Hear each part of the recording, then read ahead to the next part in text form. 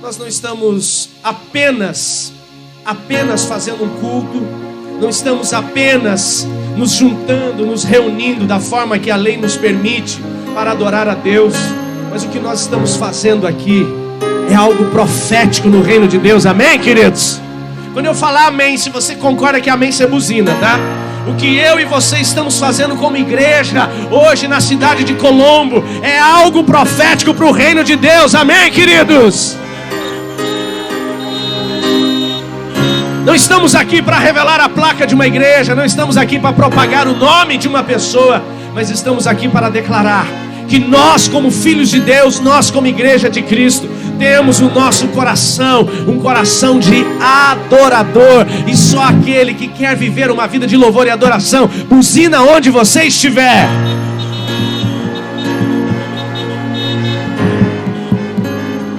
Glória a Deus. Eu quero convidar você, abra sua Bíblia comigo, 2 Reis, capítulo 3, verso 5. 2 Reis, capítulo 3, verso 5. Estou compartilhando, pedindo a Deus uma palavra que pudesse compartilhar com você nesta noite.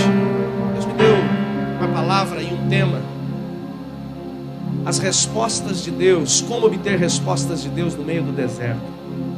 Como obter respostas de Deus no meio da crise? Como alcançar a resposta de Deus em meio à dificuldade? Eu gostaria que todos nós pudéssemos sintonizar agora na palavra de Deus. Diz assim o texto: ora pois, disse Eliseu, ora pois, tragam-me um músico. E sucedeu que, tocando aquele tangedor, veio sobre ele, Eliseu, a mão do Senhor, e disse assim: assim diz o Senhor, façam neste vale muitas covas, porque assim diz o Senhor, vocês não vão ver vento, vocês não vão ver chuva, todavia este vale se encherá de tanta água que vocês beberão, vocês, o vosso gado, os vossos animais. E ainda isto é pouco aos olhos do Senhor. Também entregará ele aos moabitas nas vossas mãos, e todas as suas fontes de água, e danificareis com pedra todos os bons campos. E sucedeu que pela manhã, oferecendo o altar de alimentos, de manjares, eis que então vieram águas pelo caminho de Edom, e a terra se encheu de água. Feche os seus olhos, curva a sua cabeça. Senhor Jesus, toda honra e toda glória é dada ao Senhor. O que fazemos hoje aqui, Senhor, não é apenas para mostrar que estamos cultuando a Deus, não é apenas para provar que nós queremos fazer algo diferente, mas o que estamos fazendo hoje aqui é adorar, é engrandecer, é reconhecer o teu governo, reconhecer o teu poder, é declarar e invocar o teu reino sobre esta cidade. A rodovia da Uva agora, Deus, reformada, ela tem muito mais potência agora, Deus, industrial, ela tem muito mais potência comercial, ela tem mais fluidez. E tudo isso, Deus, mostra que esta cidade tem um propósito para manifestar o teu reino. Assim como as ruas foram alargadas, que o Senhor também venha alargar as tendas da igreja em Colombo, Pai. Deus, em nome de Jesus eu peço que todas as pessoas que moram nesta cidade sejam abençoadas, e que não apenas a Nova Aliança, mas todas as igrejas que professam o teu nome, Deus, com o propósito da verdade, elas possam levar o teu amor e a tua direção sobre este povo. Peço que a tua palavra também fale conosco nesta noite, que o teu Espírito Santo ministre os nossos corações, cada um que está dentro do seu carro, cada pessoa que está na sua casa, que possamos ser visitados pelo Senhor, pela tua direção e pela tua instrução. É a minha oração em o nome de Jesus. E aquele que concorda, buzina onde você estiver.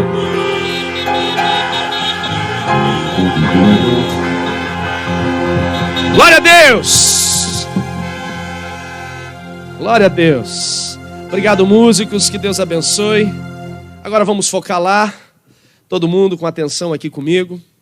Esse texto eu tenho muito hábito, Gislaine, de mencioná-lo quando nós estamos adorando ao Senhor, quando estamos louvando ao Senhor, que é um episódio, Sidney, que chama muito, mas muito a nossa atenção, quando 3 reis dirigidos, conduzidos, liderados por Jorão, filho de Acabe, entram em uma batalha.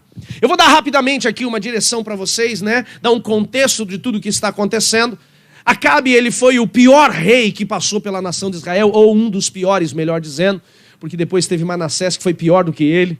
E Acabe, sendo um homem fraco, casou-se com uma mulher pagã, uma sacerdotisa de um deus pagão. E a Bíblia diz que Acabe então trouxe Baal e todos os deuses pagãos daquela região, da região do seu sogro, para as terras de Israel.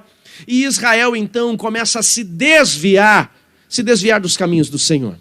Conhecemos bem a história, a Bíblia diz que Elias o confrontou, mostrando para ele que não era Acabe que conduzia as chuvas, mas era Deus. 3 anos e meio fica sem chuvas, depois Deus declara através da boca do profeta que viria chuva, e a Bíblia diz que veio chuva. Mas o texto bíblico, ou a Bíblia Sagrada, ela diz que passando o tempo, Acabe morreu, e o seu filho Jorão assume o reino em seu lugar. Acabe, por conta da sua truculência, por conta da violência do seu reino, ele fez, Samanta, alguns reis que tinham seus reinos, suas terras em volta de Israel, se submeterem a ele. Nós vamos ver o rei de Edom, nós vamos ver o rei de Moabe, e outros reinos pagavam tributos para Acabe para não serem assolados pela sua truculência.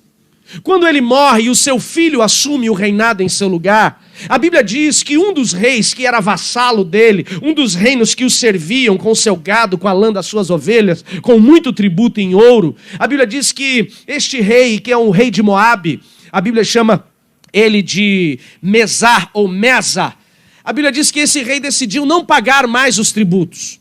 Que ele decidiu não mais trazer suas ofertas, trazer os seus impostos a Jorão. Então ele se rebela contra Jorão. Jorão, perdendo todo aquele resultado, William, que ele tinha com os tributos de Moabe, dos moabitas, ele decide ir atrás daquilo que ele acreditava que era seu. Então a Bíblia diz que ele reúne o seu exército, vendo que ele não era ainda um número eficiente para amedrontar o seu inimigo, que agora estava se rebelando contra ele. A Bíblia diz que ele, Davi, convidou o seu parceiro, Josafá, rei da nação irmã, Judá, lembrando que a nação de Israel já tinha dividido, e agora era reino do sul e reino do norte, lembrando que agora cada nação, uma chamada de Israel e a outra de Judá, cada nação, Fernanda, tinha um rei, e ele chama Josafá, rei de Judá, para guerrear com ele. E ele manda um recado dizendo: Josafá, estou indo em batalha contra os moabitas, porque se rebelam contra o meu reinado, você vem comigo? E Josafá diz: a tua batalha é minha batalha. Então Josafá levanta o seu exército.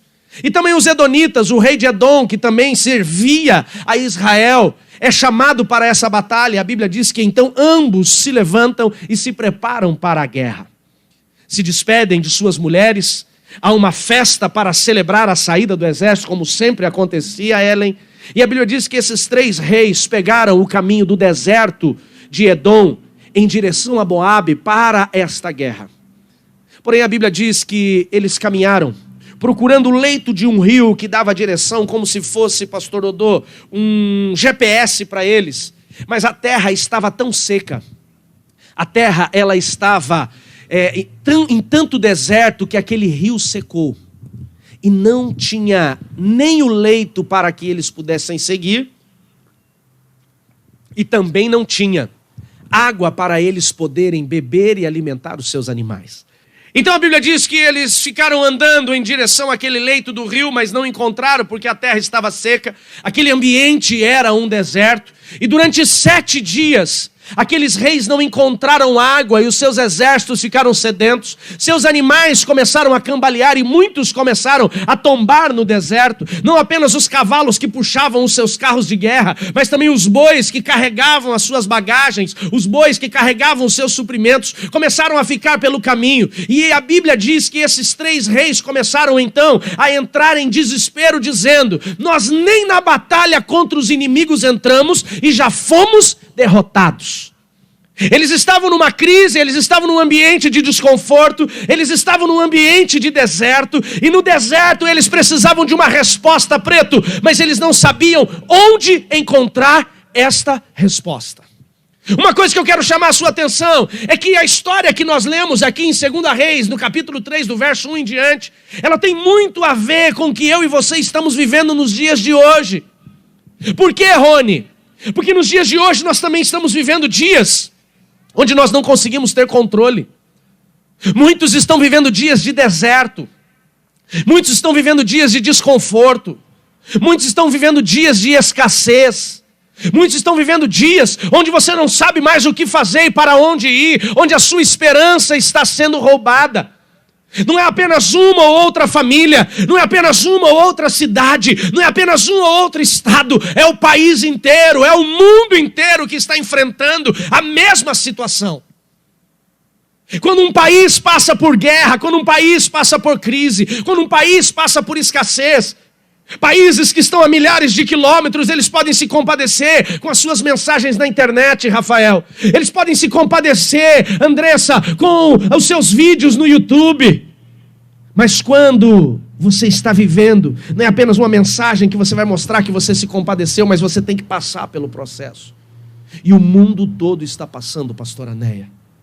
A mídia diz que nos Estados Unidos, no estado da Flórida, são mais de 10 mil casos por dia. E eles estavam abrindo os parques, já estavam abrindo o comércio e vão ter que fechar tudo de novo. A Europa, que está com um programa para retomar a sua economia, ainda está desconfortável, porque todos os dias eles têm um certo desconforto com as informações que chegam. Ou seja, o mundo todo está passando pelo deserto. E a minha pergunta é: será que estamos procurando respostas? Quais são as respostas lindas que nós vamos encontrar no deserto? Ou principalmente, quais são as respostas que nós vamos aceitar? Quando lemos a história desses 3 reis caminhando no deserto, Gesiel, nós encontramos 2 grupos de pessoas representados por um de cada um desses reis. São 3 reis, mas 2 têm respostas diferentes.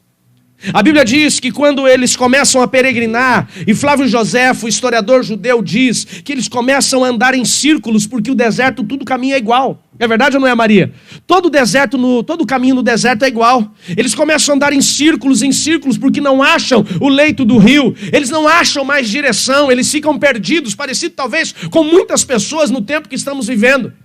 Fecha, abre, vai trabalhar, não vai trabalhar, fica em casa, procura a economia crescer, fecha a economia, são tantas coisas, estão perdidos. Eles estavam perdidos. Então 2 desses reis, Jorão, filho de Acabe, e Josafá, rei de Judá, têm respostas diferentes. E eles representam os 2 grupos que estão passando por essa crise e como eles estão respondendo. O primeiro grupo que passa pela crise acaba buscando resposta e dando respostas, é o grupo dos Jorão. Quem era Jorão? Jorão era um cara carnal, era um cara incrédulo.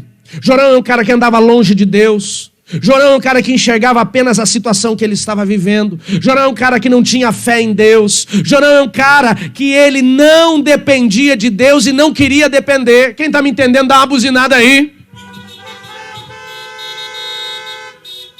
Eu sei que muitos de nós, quando lemos a história de Jorão, nós dizemos assim: Gislaine, eu não sou esse cara, imagina. Porém, nós não damos uma resposta se somos ou não com as nossas palavras, mas sim com as nossas atitudes. Você talvez está dizendo que você não é incrédulo, mas as suas ações mostram incredulidade. Talvez com as suas palavras você está dizendo que você depende e confia em Deus, mas as suas ações elas são contrárias a isso. Vai comigo no texto que nós lemos lá agora em 2 Reis, capítulo 3 mesmo, no verso 10. Vai comigo no verso 10. A Bíblia diz que eles há 7 dias sem água, seus animais desfalecendo, os soldados cambaleando no deserto. Eles começam a procurar uma resposta. E Jorão, ele dá uma resposta dizendo assim: então Jorão, rei de Israel, disse: o Senhor chamou estes 3 reis para entregá-los nas mãos dos moabitas. Sabe o que ele estava dizendo? O que estamos enfrentando, a culpa é de Deus. Amados, infelizmente a natureza humana, é da natureza humana nós procurarmos um culpado, mesmo quando somos nós. E muitos de nós, pela nossa natureza, temos o hábito de colocar a culpa dos nossos fracassos, das nossas crises e dos nossos desertos em Deus. O cara começa a passar crise no casamento e divorcia e diz: Deus me abandonou. Perde uma pessoa da sua família porque ele nunca deu atenção e nunca deu cuidado e diz: Deus levou. Eu conheço muitas pessoas que perderam pai, mãe, filhos, e eles querem se rebelar com Deus como se a culpa fosse de Deus. Eu conheço pais que nunca deram atenção para os filhos, pais que nunca declararam amor pelos filhos verbalmente, pais que não eram afetivos, mas quando perderam os seus filhos, a culpa era de Deus, como se tudo que eles fizeram pelas suas escolhas apenas não fosse nada, apenas Deus que tivesse a culpa de todas as coisas erradas. O que nós estamos enfrentando hoje como crise mundial, amados, Deus pode até ter permitido como um brado para chamar a atenção da noiva, mas tudo isso é culpa de uma humanidade que se afastou de Deus, de uma humanidade que se afastou do propósito de Deus, de uma humanidade que rejeitou as direções, os princípios de Deus. Tudo que eu e você estamos vivendo, por mais que alguém diga assim, não, foi um vírus gerado em um laboratório, que eu não duvido que tenha sido. É um vírus como uma guerra química, que eu também não duvido que tenha sido. Está sendo permitido por Deus, porque Deus tem o poder de todas as coisas. Amém, queridos? Amém, queridos? Deus tem o poder de tudo, sim ou não? Ele tem. Mas nós precisamos entender algo. O que gerou essa crise não foi Deus, foi o homem. É o homem na sua ganância. É o homem na sua indiferença. É o homem no seu egoísmo. É o homem que gerou isso.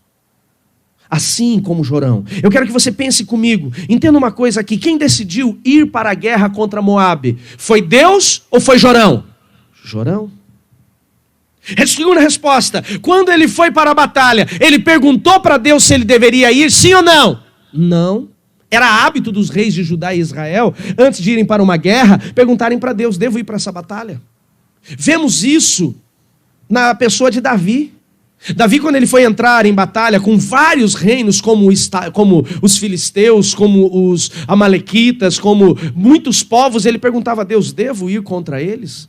Quando ele perde a cidade de Keila para os amalequitas, a Bíblia diz que ele pergunta: devo persegui-los ou não? Devo fugir de Saul? Devo permanecer? Era o hábito de um rei fazer isso, mas Jorão não perguntou. Quem decidiu convidar os outros 2 exércitos para vir à batalha? Foi ele ou foi Deus? Foi ele. Quem decide pegar o caminho de Edom, o caminho do deserto, para chegar mais rápido na terra dos moabitas? Foi Jorão. Sabe o que eu entendo com isso? Que muitas das crises que nós estamos enfrentando, seja ela financeira, seja ela profissional, seja ela conjugal, seja ela emocional, seja ela até espiritual, não é culpa de Deus, a culpa é nossa. Somos nós. Somos nós que fazemos escolhas. Semana passada eu falei sobre isso.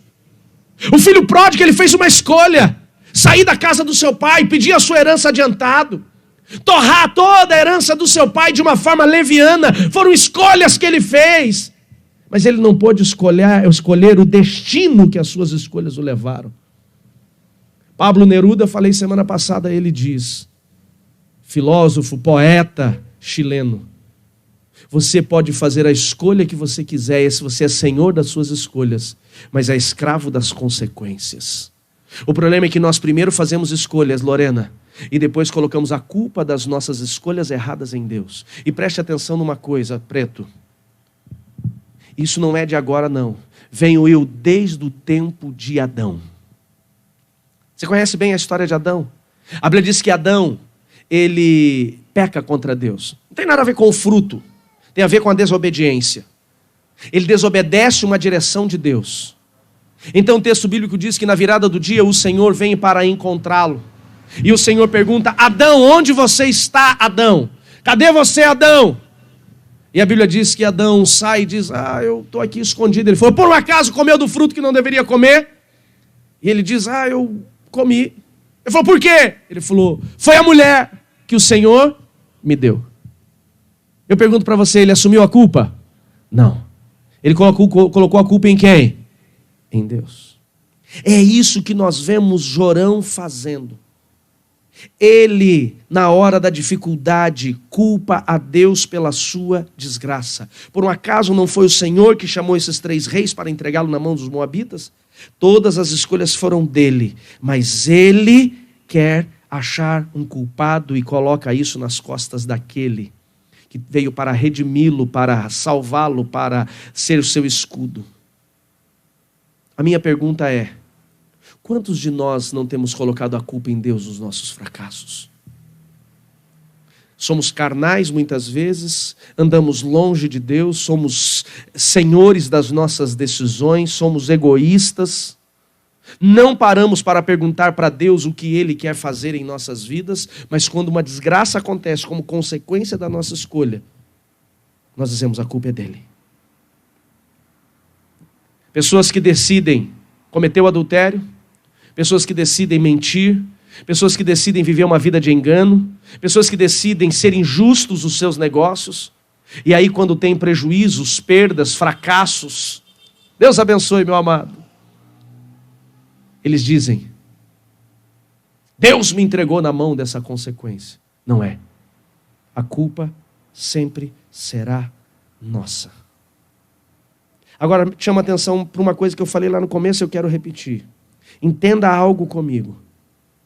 Sabe por que ele deu essa resposta? Porque ele era Jeziel carnal, incrédulo e andava longe de Deus. Se tem pessoas que estão me assistindo aqui pela internet ou estão aqui no estacionamento da igreja nesse culto drive-in, que tem culpado a Deus por causa dos seus fracassos, cuidado.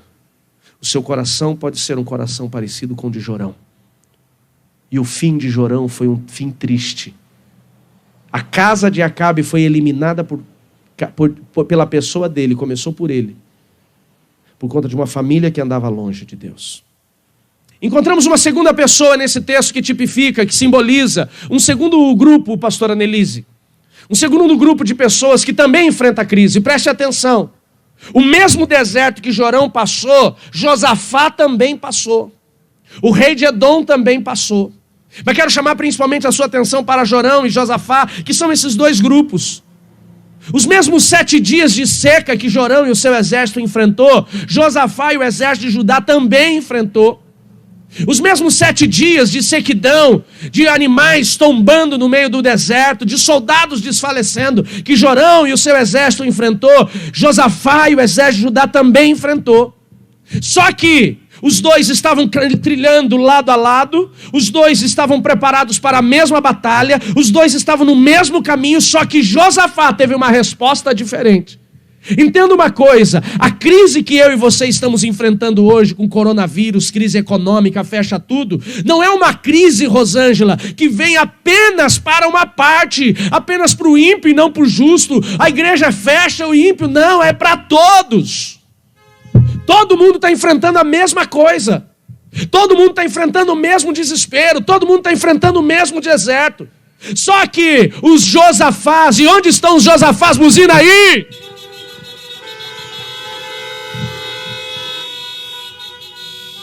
Os Josafás, eles respondem de forma diferente. Agora vai comigo, no verso 11. No verso 10 nós vemos a resposta de Jorão, que diz: então disse o rei de Israel: o Senhor chamou esses 3 reis para entregá-los nas mãos dos moabitas. Ou seja, o problema, a culpa é de Deus. Agora nós encontramos Josafá, pastor Dodô. E qual que é a resposta, pastor Leandro, que Josafá dá? Pastora Mari, a resposta de Josafá é diferente. A resposta do Josafá está aqui, verso 11. Ele diz assim: e disse então Josafá: por um acaso, aqui no meio deste deserto, deste ambiente que nós estamos, não há, porém, algum profeta de Deus para que possamos consultar a ele? Você está entendendo a resposta diferente aqui? Um culpa a Deus, o outro pergunta, o outro procura a resposta de Deus. Aqui que é a diferença, Jéssica. Muita gente está querendo achar um culpado para a crise. A igreja não tem que achar culpado para a crise. Sabe o que a igreja tem que fazer? A igreja tem que procurar respostas em Deus. O que Deus quer falar conosco nesses tempos de crise. O que Deus quer falar com você? O que Deus está chamando a sua atenção? O que Deus quer fazer na sua família? O que Deus quer fazer na sua casa? O que Deus quer fazer nessa cidade? O que Deus quer fazer através da igreja? Josafá, ele representa a igreja de Cristo, amém, queridos? Está na hora da igreja parar de murmurar, parar de reclamar, parar de se esconder. Está na hora da igreja começar a procurar resposta no Senhor. Por um acaso, o que Deus quer falar comigo e com você? Qual é a resposta de Deus nessa crise? O problema é que tem muito crente que está se escondendo na crise, está com medo da crise. Tem muito crente que está fugindo da crise, está covardado na crise.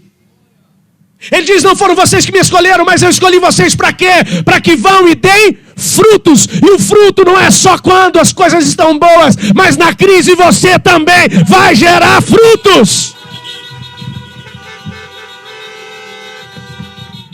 Os discípulos estavam com Jesus, dentro de um barco. Veio uma tempestade, o momento ficou desconfortável. Eles ficaram com medo, e o que eles fizeram? Chamaram Jesus. Para ele fazer um milagre? Não, para tirar a água do barco. Mas a Bíblia diz que quando Jesus levantou, olhou para eles e disse, fez uma pergunta: por que vocês estão acovardados? Essa não é a resposta que você tem que dar na crise. Não é fugir, não é se esconder, mas é se levantar declarando Jesus como seu Senhor e Salvador.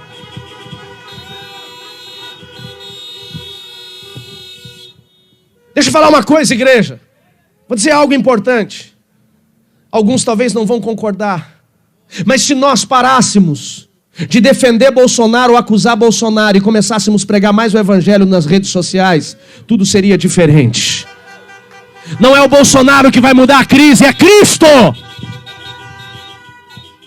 Nós devemos orar pelas nossas autoridades, sim. Nós devemos interceder pelo nosso país, sim. Mas não existe santo no Congresso, não existe santo no STF, não existe santo no Executivo. Existe um santo que é o santo dos santos que está no céu. Ele é a nossa direção. Eu tenho que parar. Eu amo você, Edson. Eita. Eu tenho que parar. Parar de achar culpado. Parar de perder tempo. E temos que começar a gerar frutos no reino dos céus. Amém, queridos? Começa a gerar frutos. Começa a pregar salvação. Começa a levar o amor de Deus para as pessoas. Começa a fazer a sua parte. Porque se um só faz, o negócio fica pesado, Reinaldo. Mas se todos nós começarmos a fazer do mesmo jeito, nós começarmos a procurar a resposta de Deus, as coisas serão diferentes. Dá glória a Deus aí através da sua buzina.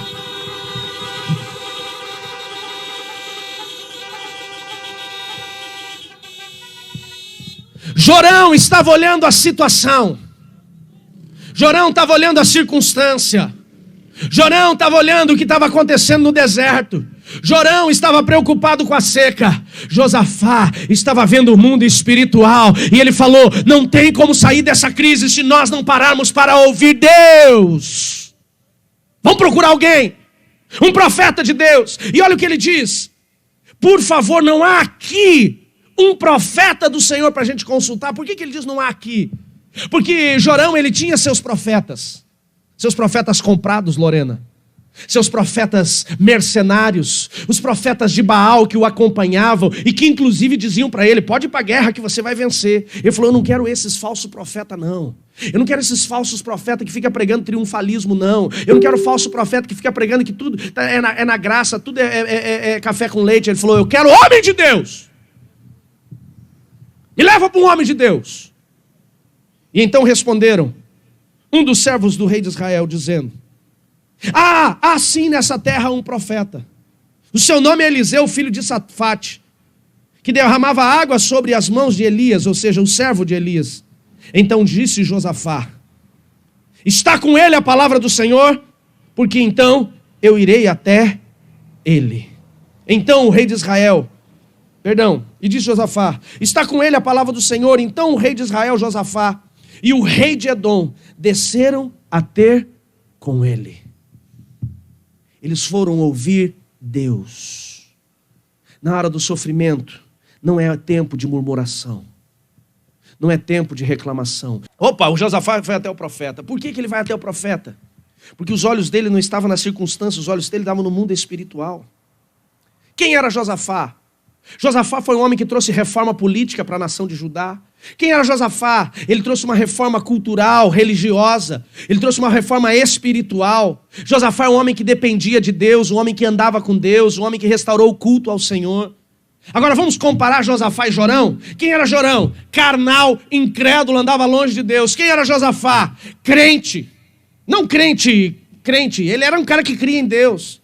Um homem de obediência e fé. Um homem que andava com Deus. Amém, queridos? Aí que nós vemos a diferença da resposta. Amém, querido? Pode buzinar aí, você dá um amém. Se você está respondendo negativamente na crise, só está revelando quem você é. Não tem como. Se você responde na crise com murmuração, se você responde na crise com reclamação, se você responde na crise colocando a culpa em Deus ou em alguém, a culpa na China, a culpa não sei quem, no Donald Trump, no Bolsonaro, você não entendeu nada. Você só está revelando o seu coração. Aquele que tem um coração em Deus, ele diz: eu quero ouvir o que Deus vai fazer na minha vida no meio da crise. Está passando por dificuldade, comece a ouvir a Deus. Começa a ouvir a Deus. Pastor, como é que eu ouço a Deus? Está aqui, ó. Você quer ouvir a Deus? Está aqui na palavra dele. Você quer saber a direção de Deus? Está aqui na palavra dele. Você quer profecia? Está aqui na palavra dele. O problema, amados, é que nós não lemos a Bíblia, não temos relacionamento com a palavra dele e queremos ouvi-lo. Não vamos ouvir. Não tem como ouvir. Como é que eu vou ouvir alguém que eu não me aproximo? Que eu estou longe? Que eu não conheço a sua linguagem? Eu posso querer fazer negócio com o chinês. Agora imagine Elvis. O Elvis já esteve lá na China e sabe como é que o negócio é. Eu vou querer fazer negócio com ele daqui lá, sem nenhuma ferramenta, sem falar a língua. Bem que hoje fazer negócio com o chinês não é muito bom não, né? Melhor mudar o exemplo. Eu não vou conseguir ter relacionamento, por quê? Porque eu estou longe demais. Muito crente está agindo assim. Quem é você no tempo de crise? Aquele que murmura e reclama? Ou aquele que para buscar uma resposta de Deus? Você é um Josafá ou você é um Jorão? Você é um incrédulo ou você é um fiel? O nosso maior erro é que muitas vezes nós achamos que somos Josafá, pastor Dodô, mas agimos como Jorão. Este é o nosso maior erro. Está na hora de nós pararmos, Rafa, de decidirmos segundo o nosso próprio coração e começarmos a perguntar a Deus, qual é a sua direção para isso? Como o Senhor vai agir nisso? Amados, nós temos vivido um tempo como igreja, na equipe ministerial, na liderança da igreja, temos vivido um tempo ímpar, diferente de tudo que nós já vivemos e está sendo no tempo de crise. Sabe por quê? Porque nós não tomamos decisão nenhuma sem antes consultar a Deus. Ou pelo menos a grande maioria das nossas decisões, elas são pautadas na direção de Deus, no propósito de Deus, na revelação de Deus, Adriano. Nós temos buscado o que Deus quer para nós, como nós vamos agir. Precisamos ter um projeto com louvor. O que nós fazemos? Vamos para Deus. Samanta foi para Deus esses dias, Deus deu um ouvir para ela maravilhoso, veio tudo que nós precisávamos no ouvir de Deus. Precisamos tomar uma decisão. Abre igreja, fecha igreja, como é que nós vamos agir? Nós vamos para Deus. E a Fabiane que faz ouvir de Deus, e a Vanessa que faz ouvir de Deus, e a Lorena que faz ouvir de Deus, e a Raquel que faz ouvir de Deus, e a pastora Nelise, e o pastor Márcio. E nós vamos para Deus. Nós hoje tentamos fazer tudo numa direção de Deus, porque nós não queremos ser como Jorão, nós queremos ser como Josafá. Só Josafá buzina, dá um glória a Deus. Quem define a sua obediência ou a sua incredulidade é o quanto você está disposto para ouvir Deus. Josafá não abriu a boca para murmurar. Josafá não abriu a boca para reclamar. Josafá não abriu a boca para culpar a Deus. Josafá abriu a boca para dizer: onde tem profeta nessa terra, porque eu quero ouvi-lo. Aleluia! Agora entenda uma coisa. Não adianta você dizer que quer ouvir Deus se você não se submeter a Deus. Se você não agir em direção a isso, Will. Tem muita gente, Silvio, que está dizendo que quer ouvir Deus, mas ele não consegue parar para ouvir Deus. Ele não tem ação para ouvir Deus. Gabriela, talvez esse seja um dos maiores erros que nós cometemos como igreja, Paulo. Dizemos, eu me rendo a Deus. A gente canta música, né? O Will gosta muito daquela música. Eu me rendo para conhecer-te mais, para conhecer-te mais. Eu me rendo. Mas às vezes a gente fica, Ellen, só na letra da música. Não ficamos na ação. Nós não agimos, Jackson, dessa forma. Como que nós vamos ouvir Deus? Preste atenção no verso 12. O verso 12 diz assim, verso 12, vai lá comigo. E disse Josafá, está com ele a palavra do Senhor. Por quê? Porque ele sabia quem o cara servia, Sebastião. Servia Elias, é homem de Deus. Ele falou, está com ele a palavra do Senhor. Então o rei de Israel, Josafá, e o rei de Edom desceram para ter com ele. Presta atenção na revelação. Presta atenção. Não adianta nada você dizer que você quer ouvir Deus se você não desce para falar com ele. Pastor, mas descer. Tá, descer. Deus está em cima. Entenda uma coisa, o trono dele está em cima, mas a nossa posição é embaixo, prostrado. Eita Jesus! Está entendendo? O problema é que o cara quer ouvir Deus, Will, mas ele quer ficar na mesma altura. Ele quer ficar no trono, ele quer que coloque um trono do lado dele. Egoísta, esse que é o problema. É gente egoísta que não entende o propósito de Deus. Se você quer ouvir Deus, primeiro você tem que andar em direção a Ele. Foi isso que Eliseu e o rei de Edom fizeram. Queremos ouvir Deus. Eles não mandaram chamar o profeta. Tem muita gente que o cara quer ouvir Deus, ele quer chamar o profeta para ir na casa dele. Ele quer que a igreja vá na casa dele. Ele quer que Deus vá até lá. Quer ouvir Deus? Venha até Deus. Ele é Senhor. Eu sou servo. Esse é o ponto. A Bíblia diz que aqueles reis, eles se submetem a Deus na vida do profeta. Não era Eliseu que era poderoso, mas era o Deus, Reinaldo, que Eliseu servia, Sandra, que estava acima de todos. Amém, queridos? Ele falou, vamos até ele. E nós precisamos entender e aprender. Se queremos ter respostas, está na hora de nós descermos do nosso pedestal, descermos dos nossos palcos, descermos das nossas escadas e nos curvarmos diante do Senhor. Tem muita gente que quer ouvir Deus, que quer ter direção de Deus, mas não quer se curvar diante de Deus. O que é descer até Deus? Silvia, descer até Deus é quando você se submete a Ele. É quando você obedece a Ele. É quando você se prostra a Ele. O que Deus tem mandado Liz e eu e você fazermos e nós não estamos fazendo? Quer uma outra revelação de Deus? Tem gente que está perguntando para Deus há muito tempo o que Ele tem que fazer. Deus, o que eu tenho que fazer, Deus? O que eu preciso fazer? Que direção eu tenho que tomar? E Deus não está falando nada, Vanessa. Sabe por quê? Porque a direção que Deus deu... Que nós precisamos entender, amados. Preste atenção no processo.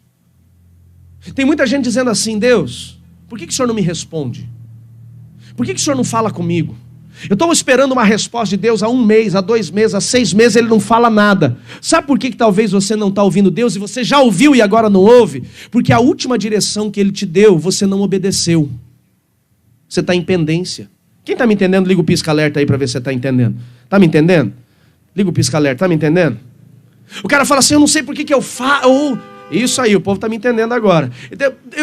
Eu estou pedindo para Deus, Deus não fala comigo, a galera está lá do outro lado da rua, eu não tinha visto a galera lá ainda. Olha que bênção, Deus abençoe vocês, gente. Olha a galera lá, glória a Deus. Ficou tão apertado aqui que o povo foi para o outro lado da rua. Ei, bênção. Segura lá.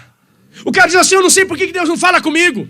Eu não sei por que Deus não me responde. Eu não sei por que Deus não me dá direção. Porque a última vez que Ele te deu uma direção, você ainda não obedeceu. Enquanto você não obedecer a anterior, Ele não vai te dar uma nova direção. Você tem que obedecer a direção anterior. Você tem que viver aquilo que Ele te instruiu antes. Porque enquanto você desobedecer, Deus não vai poder falar com você. Ele não se relaciona com crente desobediente. Faz o caminho de volta. Resolve o que estava pendente, aí você vai começar a ouvir Deus. Esse que é o problema. Deus deu a direção, a gente não gostou, a gente vai para a próxima. Não é assim com Deus. Você fazia isso com a sua mãe, com Deus você não vai fazer. Porque Ele é um Pai justo.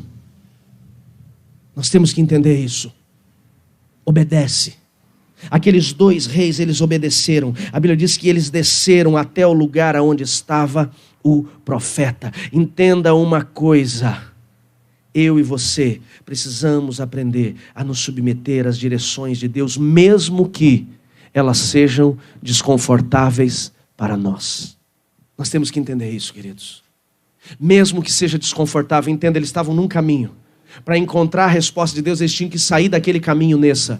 Eles tinham que ir para outro caminho. Eles tinham, Lilian, que tomar um outro destino, um outro rumo, uma outra direção. Mas aquele homem, ele estava tão sedento em entender o que Deus ia fazer com ele. E ele tinha tanta fé e expectativa na resposta de Deus, porque esse é um outro ponto. O cara só desceu porque ele acreditava. Se Deus te deu direção e você não obedecer, porque você não acreditou no processo dele. Você não acreditou no propósito dele, e aí você está perdendo. É por isso que muitas vezes nós estamos perdendo. A nossa desobediência muitas vezes vem pela falta da nossa fé. Sabe por que Adão e Eva desobedeceram? Porque eles não acreditaram. A serpente falou, qual que vocês não podem comer? Ele falou, daquela árvore do conhecimento do bem e do mal. Ela falou, por quê? Porque nós vamos morrer. A serpente falou, imagina, claro que não. Vocês vão ser igual a Deus. Eles não acreditaram em Deus, acreditaram na serpente. Tem muita gente acreditando na serpente, muita gente acreditando no capeta, tem muita gente acreditando na Globo, muita gente acreditando em rede social, tem muita gente acreditando em gente incrédula, e isso está bloqueando o mover de Deus na sua vida. E para a gente encerrar, a Bíblia diz que então eles desceram até onde estava o profeta. E quando lá chegaram, o profeta Eliseu veio encontrá-los. Olhou para Josafá, sabia quem era. Olhou para o rei de Edom, provavelmente sabia quem era. E então olhou para Jorão, que era o líder dos 3, a batalha era dele. E o coração dele ficou indignado, porque ele conhecia o coração de Jorão, conhecia o coração de Acabe, sabia qual era a fé deles, qual era a crença deles, qual era a dependência deles. Então a Bíblia diz que Eliseu olhou para ele e falou, rapaz, se não fosse Josafá, que eu respeito, nem na tua cara eu olhava, porque sei quem é você e quem é a tua família, seu bando de incrédulo. Amados, aquele cara estava falando em nome de Deus. Os caras dizem, não, Deus é bonzinho, Deus é bonzinho, Deus é graça, Deus é bom. Ele é longânimo, Ele é misericordioso, mas Ele também é justo. Ele falou, se não fosse Josafá, que inclusive era ele que tinha vindo ali buscar o profeta, nem na tua cara eu olhava. Mas ele falou, por respeito a Josafá, eu vou consultar ao Senhor. Mas antes disso ele falou, se vocês querem uma resposta, tragam-me um tangedor. Cadê o tangedor? Sobe aqui, Samuel, já quero o tangedor agora já. Traga-me um tangedor. Traga-me um tangedor. Por quê? Ele falou, não tem resposta se eu não louvar. Sabe por que também nós não estamos encontrando respostas no deserto? Porque nossa resposta no deserto tem sido uma resposta de murmuração e não uma resposta de louvor e de adoração. Aqui está o segredo, amados. Os 3 reis foram buscar uma resposta, Jackson. Os 3 reis foram buscar uma direção. Os 3 reis foram buscar uma instrução do que fazer no meio do deserto. Eles foram até o lugar certo. Eles falaram com a pessoa certa. Mas antes deles receberem a resposta, pastora Neia, o profeta falou, traga-me um tangedor. Não era um músico apenas. Eu tenho falado muito para o Ministério de Música. Há uma diferença de quem ama música e quem ama adorar. Quem ama música toca em qualquer lugar. Você quer ver onde está o coração do cara, se ele é músico e adorador? É quando a casa aperta, ele vai tocar no boteco. Não é adorador, é músico. Tem gente que acha, não, pastor, veja bem, é profissão. Meu irmão, é chamado. É diferente. Se você está penando, mesmo tendo um dom que Deus te deu na música, é porque tem uma coisa errada com você. Porque a Bíblia diz que a herança dos levitas era o Senhor. Ou seja, é Ele que sustenta os levitas. É Ele. E se você não está sendo sustentado por Deus, é porque não é levita, é só músico. Pode baixar bem para mim o piano. Bem, bem, bem. Ele falou, traga-me um tangedor. Traga-me um adorador. Traga um homem que louva. Traga alguém que prepare o ambiente. Meu irmão, você acha que ministério de música, antes de começar o culto, é só para dar tempo de você se atrasar? Você acha que é isso? Vamos para a igreja? Não, está no tempo do louvor. Larga a mão de ser cara de pau. O tempo de louvor é o que eu e você entregamos para Ele. Quando você não chega no culto na hora do louvor, significa que você não quer oferecer nada. É um crente danoninho, só quer receber. Me dá, me dá. Essa foi terrível também, né? Saul foi pior. Nós precisamos entender isso. Ele falou, traga-me um tangedor. Traga-me alguém que prepare o ambiente. Traga-me alguém que manifeste a glória de Deus. Porque o salmista diz, o Senhor habita no meio dos louvores. Você quer ver Deus agir? Você quer ver Deus responder? Você quer ver o mover de Deus? Para onde você está e começa a louvar. Ah, pastor, mas eu canto mal. Deus não está preocupado com a tua paloca, com a tua corda vocal. Ele está preocupado com a tua adoração. Hoje eu tô que tô, Jesus. Se deixar eu vou. Eu só não pulo mais porque o negócio vai cair aqui. Tem muito crente que quer resposta, mas não tem vida de louvor. Quer resposta, mas não consulta a Deus. Quer resposta, mas não sabe adorar. Não vai ter resposta.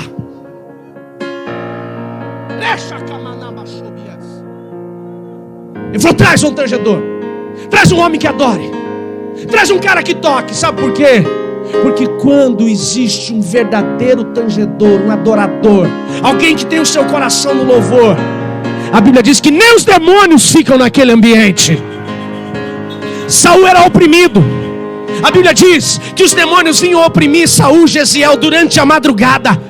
A família não tinha paz. Ele ficava totalmente endemoniado. Então alguém um dia fala assim, por favor procure um tangedor. Alguém que venha tocar quando o rei estiver oprimido. Alguém que possa tocar para que os espíritos imundos vão embora. E alguém disse, do seu servo, falou, eu conheço um jovem menino.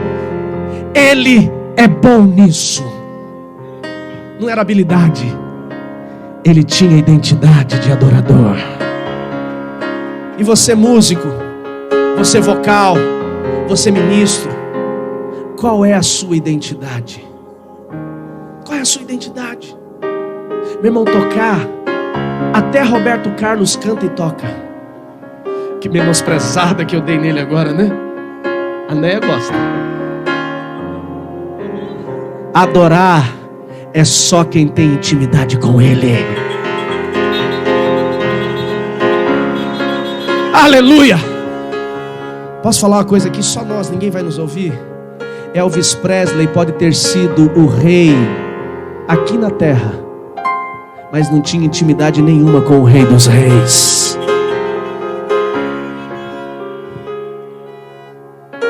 A minha pergunta é, quando a gente chega na igreja, a gente gera uma adoração ou a gente gera música?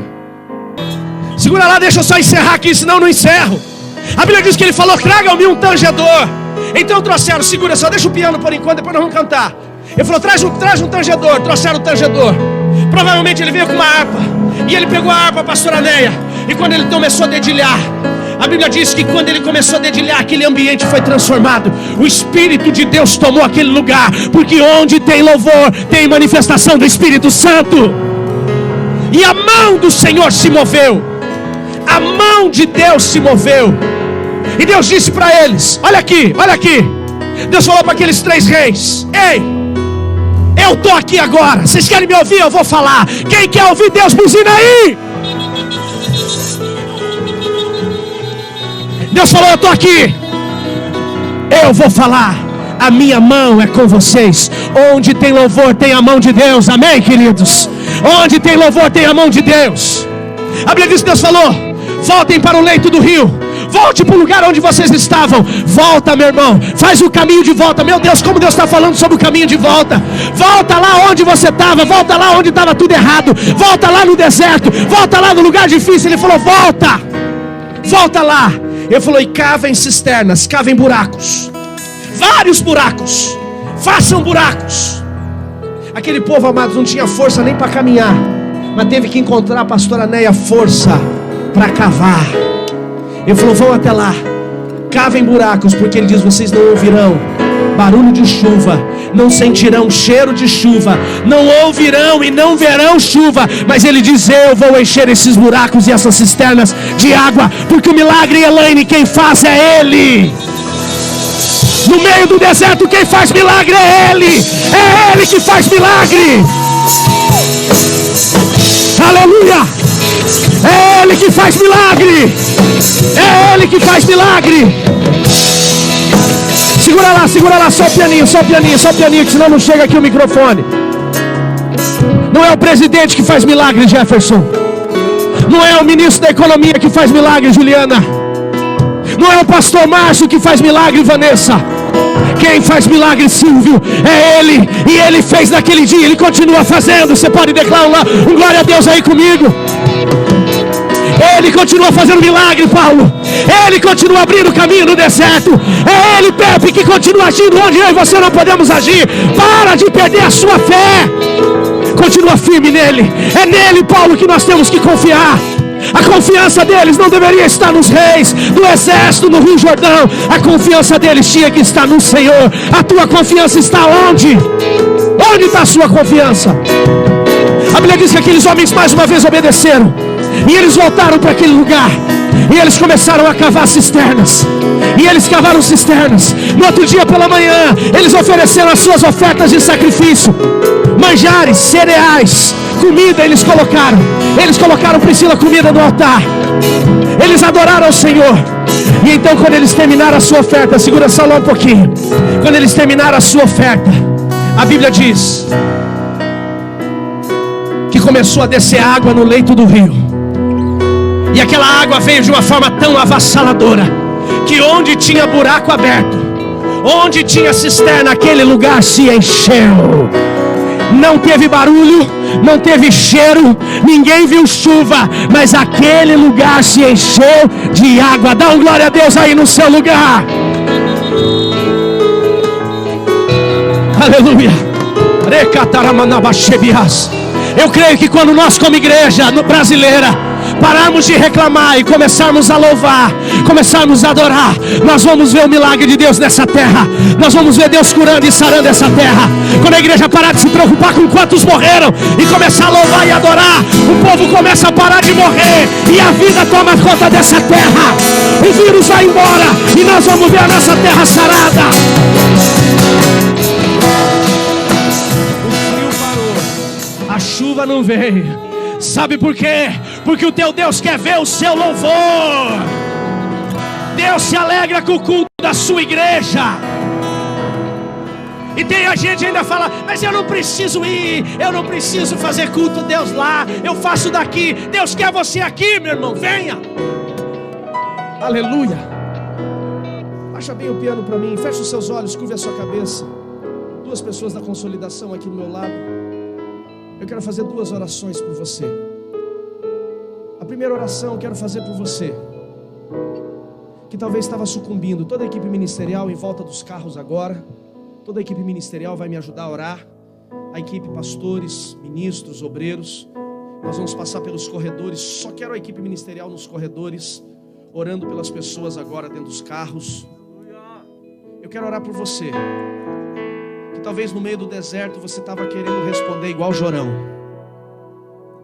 Eu quero orar por você que talvez no meio da tempestade, no meio da dificuldade, estava acovardado igual os discípulos. Eu quero orar por você que talvez nesse tempo a única palavra que sai da sua boca é a palavra de falta de esperança. Talvez a sua fé já sucumbiu ou está sucumbindo. Talvez você não sabe mais para onde correr e é por isso que veio como aquele povo, você está andando fazendo voltas no deserto, caminhando em círculos e não sabe para onde ir. Espalha bem os pastores, espalha bem. Eu quero orar por você, porque o mesmo Deus que fez jorrar água naquele leito de rio vai fazer um milagre na sua vida. Flávio Joséfo diz, historiador judeu, ele diz que naquele dia deu uma grande tempestade na Idumeia, uma terra que estava a centenas de quilômetros dali. A chuva ela foi tão grande, Pepe, tão grande, que rompeu os diques das represas daquela cidade. Então a água veio de uma forma avassaladora, Paulo, e quando ela chegou no leito do rio onde eles estavam, ela encheu aquelas cisternas. É assim que Deus faz milagre. Agora preste atenção numa coisa: se eles, irmão Zezinho, não tivessem crido em Deus, dependido de Deus, a água viria, Misa, e eles não teriam água para beber, porque do jeito que ela viria, ela iria embora. Mas quando eles obedeceram, se renderam, Ivo, eles, Marcos, abriram aquelas cisternas, eles viram um milagre. Talvez tem tanta coisa acontecendo, que você não sabe mais o que fazer. Deus está dizendo para você: só me louve e dependa de mim, e o resto eu vou fazer. Se você precisa de fé para viver o milagre de Deus, põe a mão no seu coração. Se você precisa do agir de Deus em alguma área da sua vida, se você precisa que uma porta se abra, se você precisa que algo sobrenatural aconteça nesse tempo de Covid, coloca a mão sobre o seu coração. Eu quero orar por você, quero orar pela sua vida. Se você precisa de uma resposta no meio do teu deserto, assim como aquele povo precisava naquela situação, coloca a mão sobre o seu coração. Eu quero orar por você. Deus não te trouxe aqui hoje só para um culto drive-in, mas Deus te trouxe hoje aqui para ativar algo sobrenatural sobre a sua vida. O governo não vai conseguir fazer nada sobrenatural. O Banco Mundial não tem poder para mudar nada de uma forma sobrenatural. O Senado, o STF não vai mudar nada na situação que nós estamos vivendo. Mas Deus tem este poder. Coloca a mão sobre o seu coração. Nós queremos orar por você. Senhor Jesus, nos colocamos diante do Senhor. Ora comigo aí, querido. Ora comigo. Assim como aqueles reis estavam sem esperança e sem expectativa, nem tinham entrado na batalha, mas já estavam derrotados.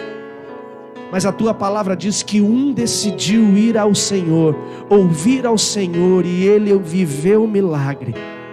Assim, Deus, aquele que se submete ao Senhor agora, que ele possa ser visitado pelo Senhor, que ele possa ser visitado pelo teu sobrenatural.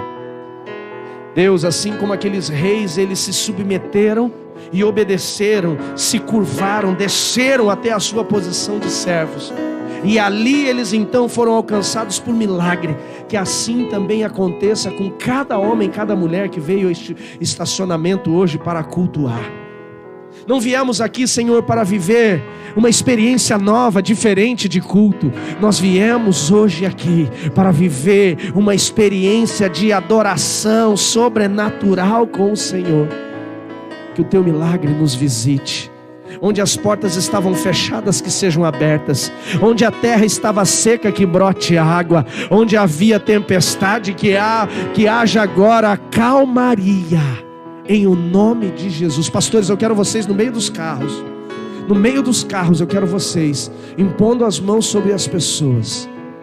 Espírito Santo de Deus, traz cura sobre o enfermo, traz proteção sobre aquele que está amedrontado, traz ousadia sobre o covarde. Faz milagre naquele que está, Senhor, passando por tempo de aperto. Aquele Deus que a tempestade levou o que ele tinha, aquele que o deserto secou a sua casa, aquele Deus que já não tem mais os clientes que tinha, que já não vive mais como vivia.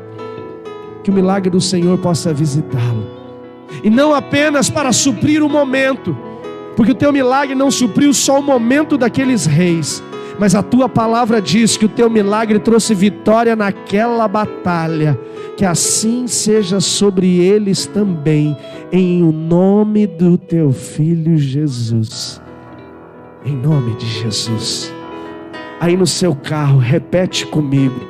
Diga assim: Senhor Jesus, Senhor Jesus, assim como aqueles reis se submeteram ao Senhor, a tua direção, diga hoje eu escolho, diga eu vou me submeter, diga eu me rendo ao teu propósito, diga eu me rendo à tua verdade, diga Deus, Se eu tenho tomado direções erradas, caminhos errados, se eu tenho dado as costas ao propósito do Senhor, diga: me perdoa, Jesus. Diga: hoje eu me volto a uma posição de me curvar, de me render, de me submeter ao Senhor. Diga: eu não quero a minha vontade. Diga: eu quero a tua vontade. Diga: desperta em mim. Diga: desperta em mim, Espírito Santo, uma vida de adoração, uma vida de louvor. Diga: desperta em mim um coração que se rende, que depende da tua verdade, da tua direção. Diga: eu quero apenas o que o Senhor tem na minha vida, em nome de Jesus. Aleluia. Começa a adorar o Senhor onde você está. Buzina aí do seu carro.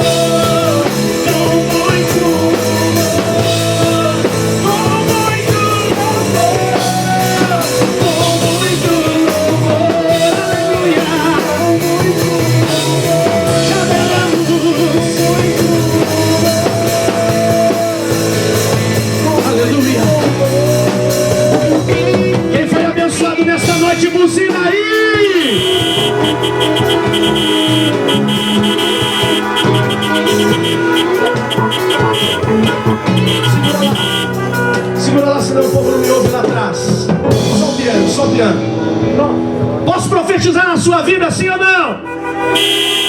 Se eu posso profetizar na sua vida, a buzina onde você estiver.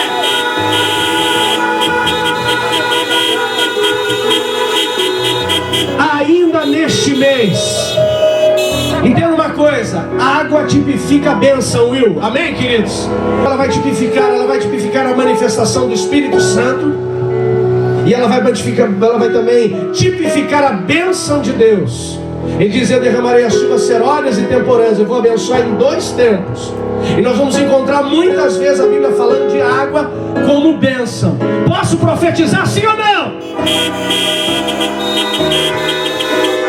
Ainda neste mês de julho, Deus vai estourar os diques, e as tuas cisternas secas serão cheias do favor e do milagre de Deus. Ele vai liberar sobre a sua vida provisão sobrenatural. O que estava seco vai se encher. Empresa que estava quebrando vai ser mudada. Comissão que estava travada vai ser liberada. Cliente que não pagava vai voltar a pagar em nome de Jesus.